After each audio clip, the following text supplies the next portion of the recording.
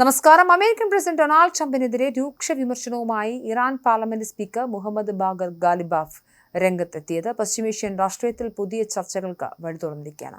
ഒരു മണിക്കൂറിനുള്ളിൽ Trump 7 വ്യാജവാദങ്ങൾ ഉന്നയിച്ചുവെന്ന് ആരോപിച്ച Ghalibaf ഇറാനെതിരായ American ഉപരോധം തുടരുകയാണെങ്കിൽ ഹോർമൂസ് കടലിടുക്ക് അടച്ചുപൂട്ടുമെന്ന മുന്നറിയിപ്പും ആവർത്തിച്ചു. ഹോർമൂസ് പാത വ്യാപാരത്തിനായി തുറന്നുകൊടുത്തു എന്ന ട്രംപിന്റെ അവകാശവാദം പൂർണ്ണമായും തെറ്റാണ് എന്നും യാഥാർത്ഥ്യം അതല്ലെന്നും ഇറാൻ വ്യക്തമാക്കി. അരിസോണയിൽ ട്രംപ് സംസാരിച്ചുകൊണ്ടിരുന്ന അതേ സമയത്താണ് ഗാലിബാഫ് തന്റെ എക്സ് പ്ലാറ്റ്ഫോമിലൂടെ പ്രതികരണം നടത്തിയത്. ഇത്തരം നുണപ്രചരണങ്ങൾ കൊണ്ട് യുദ്ധത്തിലോ ചർച്ചകളിലോ യാതൊരു വിജയവും നേടാനാവില്ലെന്നും അദ്ദേഹം ഓർമ്മിപ്പിച്ചു.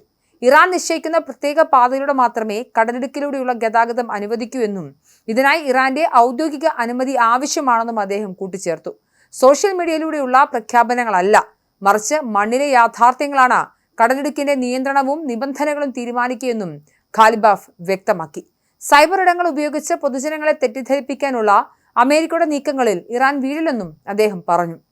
അതിനിടെ ഇറാന്റെ വിദേശകാര്യമന്ത്രി അബ്ബാസ് അറാഖ്ചി വെടിനിർത്തൽ സമയത്ത് വാണിജ്യ കപ്പലുകൾക്കായി കടലിടുക്ക് തുറന്നു നൽകുമെന്ന് അറിയിച്ചിരുന്നു.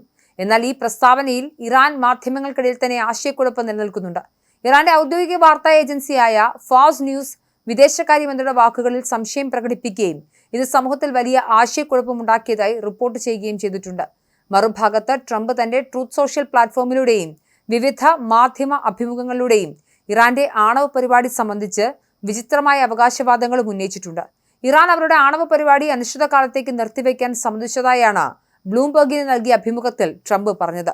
കൂടാതെ ഇറാൻ തങ്ങളുടെ പക്കലുള്ള സംശുദ്ധീകരിച്ച യുറേനിയം കൈമാറാൻ തയ്യാറായതായും അദ്ദേഹം അവകാശപ്പെട്ടു. എന്നാൽ ട്രംപിന്റെ ഈ 2 വാദങ്ങളെയും ഇറാൻ ശക്തമായി നിഷേധിച്ചു. ഇത്തരം ഒരു കരാറിലും തങ്ങൾ ഒപ്പിട്ടിട്ടില്ലെന്നും ഇറാൻ വക്താക്കൾ വ്യക്തമാക്കി. ലെബനനിലെ ബോംബാക്രമണം ഇസ്രായേൽ അവസാനിപ്പിക്കുമെന്നും ഇനി മതിയായെന്നും ട്രംപ് പ്രസ്താവിച്ചു. നയതന്ത്ര തലത്തിലെ ഈ വാക്പോരുകൾക്കിടയിലും സാമ്പത്തിക രംഗത്ത് വലിയ പ്രതികരണങ്ങളാണ് ഉണ്ടായത്.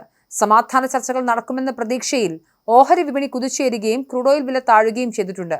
എങ്കിലും ഹോർമൂസ് കടലിടുക്കിലെ കപ്പൽ ഗതാഗതം ഇപ്പോഴും സാധാരണ നിലയിലായിട്ടില്ല. അനിശ്ചിതത്വം നിലനിൽക്കുന്നതിനാൽ ഗതാഗതം പരിമിതമാണ്. അതിന്റെ കടലിടുക്കിലൂടെ സഞ്ചരിക്കുന്ന കപ്പലുകളിൽ നിന്നും ട്രാൻസിറ്റ് ഫീ ഈടാക്കാനുള്ള നിയമനിർമ്മാണത്തിന് ഇറാൻ പാർലമെന്റിന്റെ സുരക്ഷാ സമിതി ഒരുങ്ങുന്നതായും റിപ്പോർട്ടുകളുണ്ട്.